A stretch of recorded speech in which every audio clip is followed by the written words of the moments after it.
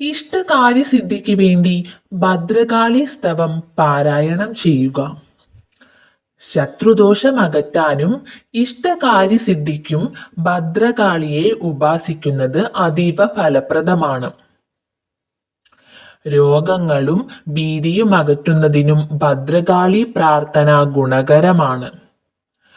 കാളി പ്രീതിക്കു വേണ്ടി ഭദ്രകാളി മന്ത്രങ്ങൾക്കൊപ്പം ഭദ്രകാളി സ്തവവും നിത്യവും പാരായണം ചെയ്യണം. അങ്ങനെ ചെയ്യുന്നവർക്ക് ആധ്യാത്മികമായോ ആദിദൈവികമായോ ആദിഭൗതികമായോ യാതൊരു ദുഃഖവും ഉണ്ടാകില്ല. സന്തതിയും സമ്പത്തും നിറഞ്ഞ അനേക സംവത്സരങ്ങൾ ദീർഘായുഷ്മാന്മാരായിരിക്കും. പഞ്ചമഹാപാപങ്ങൾ നശിക്കും.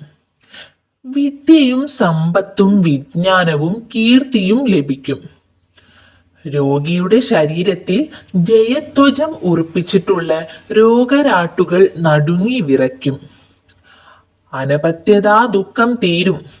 ധർമാർത്ഥ കാമമോക്ഷങ്ങളിൽ ഏതു വേണമോ അതും ലഭിക്കും. ഇത് ജപിക്കുന്ന വീട്ടിൽ മസൂരി, മലമ്പനി, ദുർദേവതാബാധ എന്നിവ നിശ്ചയമായും ഉണ്ടാകുകയില്ല. കാളികേശാദി പാദസ്തവവും ഭദ്രകാളിയുടെ അഷ്ടോത്തര ശതകവും ഭദ്രകാളി സ്തവം പോലെ തന്നെ ഫലപ്രദമാണ്. ഇഷ്ടകാര്യസിദ്ധിക്ക് വേണ്ടിയിട്ടാണ് ഈ ഭദ്രകാളി സ്തവം പാരായണം ചെയ്യേണ്ടത്.